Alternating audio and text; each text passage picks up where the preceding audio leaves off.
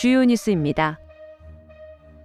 제주특별자치도와 제주시, 동복미가 환경기초시설 운영을 둘러싼 갈등을 해소하고 지역 상생 발전을 위해 협력의 손을 맞잡았습니다.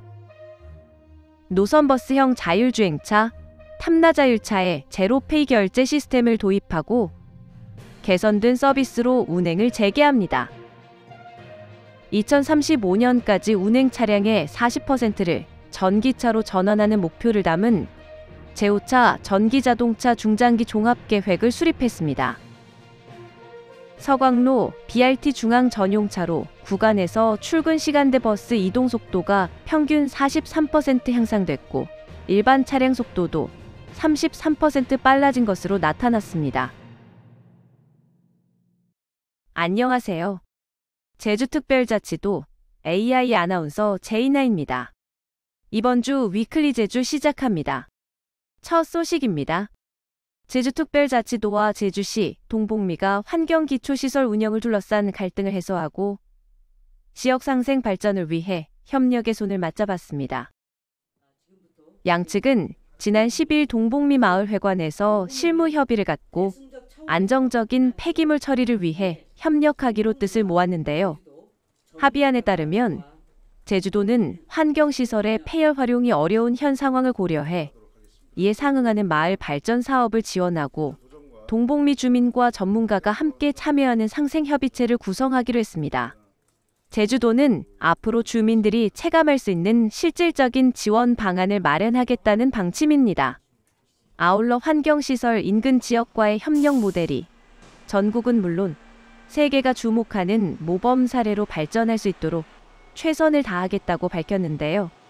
제주도는 또 세계은행이 주목한 제주의 환경정책의 에너지 분야까지 연계하면 글로벌 성공 모델로 이어질 수 있다는 기대감도 내비쳤습니다. 제주도는 전임 도정과 동복미 마을 주민 간 신뢰 부족 문제를 해결하기 위해 앞으로는 행정이 주민과의 소통을 기반으로 책임있게 접근하겠다는 입장을 밝혔습니다. 또한 불법적 사태 재발 방지를 위해 공직자와 관계자들의 협조도 당부했습니다. 제가 가장 중요하게 보는 건 행정의 신뢰 문제라고 보여지고요. 행정의 신뢰가 흔들리지 않아야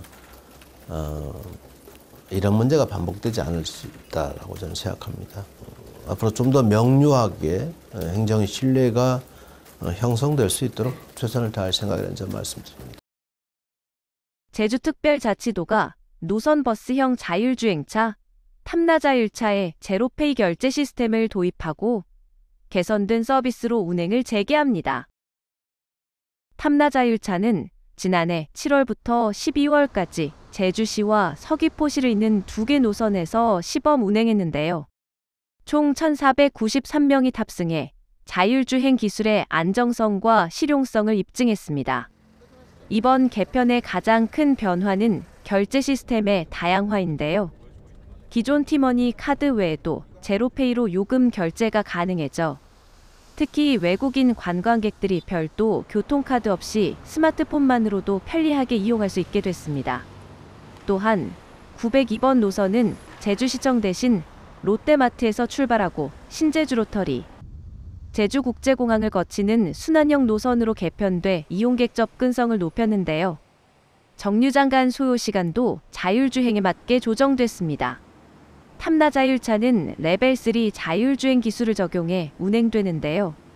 법적 기준에 따라 안전관리자가 동승해 비상 상황 시 수동 운전이 가능합니다.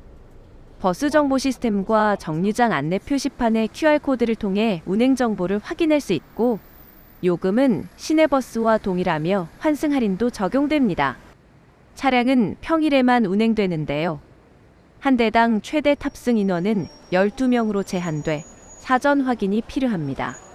제주도는 탐나자율차를 시작으로 관광 셔틀, 도로청소차 등 다양한 분야의 자율주행 기술을 확대 적용할 계획입니다.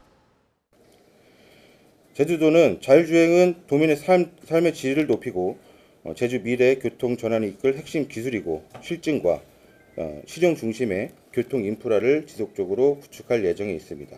또한 작년 시범운행 데이터를 바탕으로 운행 품질과 안전성을 높였으며 이번 개편이 자율주행 대중교통 상용을 앞당기는 전환점이 될 것으로 보고 있습니다.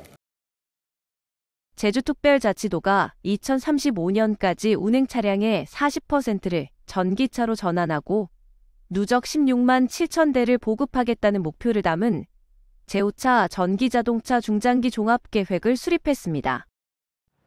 이번 계획은 기존 카본프리 아일랜드 2030 목표를 시장 동향과 보급 실적에 맞춰 현실적으로 조정한 것인데요. 에너지 자립형 시스템 구축을 위한 양방향 충전, 전기차 보급 확대가 핵심입니다.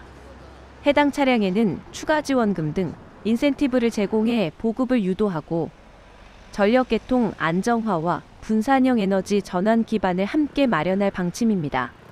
충전 인프라는 총 6만 1,343기 보급을 목표로 차량 한 대당 평균 2.73기 수준으로 확대해 도민과 관광객 모두에게 편리한 충전 환경을 제공할 계획입니다.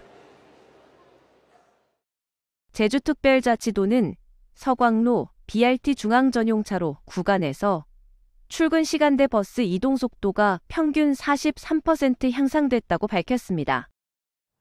제주연구원 조사에 따르면 신제주에서 광양 구간 버스 속도는 시속 10km에서 13.2km로 32% 증가했는데요. 일반 차량 속도도 양방향 평균 시속 16.8km로 33% 빨라진 것으로 나타났습니다. 이는 교통량 분산과 신호체계 조정의 효과로 분석됩니다. 정류장 이용 안내원 대상 조사에선 이용 문의가 초기 대비 30% 수준으로 감소한 것으로 조사됐는데요. 다만 관광객의 탑승 위치 혼란과 버스터미널 안내 부족, 환승거리 증가에 따른 불편이 있어 7월 중순까지 안내원 근무를 연장하고 외국인을 위한 안내 표시 보완에 나설 계획입니다. 25년간의 철저한 방역 노력 끝에 구제역 청정지역 인증을 획득한 제주특별자치도가 청정제주의 브랜드 가치를 세계로 확장하고 본격적인 수출 기반 마련에 나섭니다. 제주도는 11일 설문대 여성문화센터에서 구제역 청정지역 인증 선포식을 개최하고 세계동물보건기구로부터 국내 최초로 지역 단위 구제역 백신 접종 청정지역 인증을 받은 사실을 공식 발표했는데요. 이번 인증은 지난달 프랑스 파리에서 열린 제92차 총회에서 최종 결정된 것으로 대한민국 전체가 아닌 제주도만이 단독으로 인증을 받은 것은 매우 이례적입니다. 제주도는 2000년 이후 단 한 건의 구제역 발생 없이 방역 체계를 유지해온 성과를 인정받았는데요. 이를 계기로 제주형 동물 방역 관리 시스템의 고도화와 국제 경쟁력 확보에 나설 계획입니다. 앞으로 제주도는 백신 접종과 24시간 예찰 체계를 더욱 강화하고 공항, 항만 검역을 통해 바이러스 유입을 철저히 차단한다는 방침인데요. 아울러 수출 확대와 국제 교역에서의 실질적 활용을 위해 정부 차원의 외교적 지원도 요청했습니다.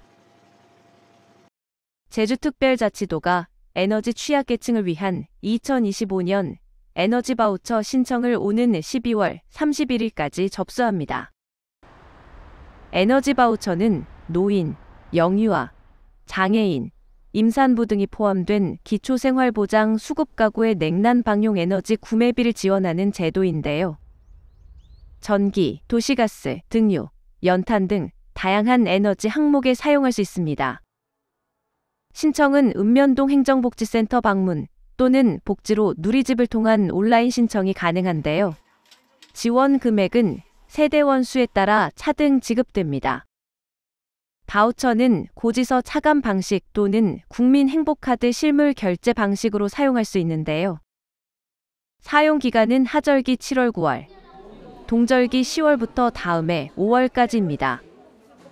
제주도는 에너지 소외 가구가 제도를 몰라 신청하지 못하는 일이 없도록 적극 홍보할 방침입니다. 지금까지 위클리 제주였습니다. 시청해주셔서 감사합니다.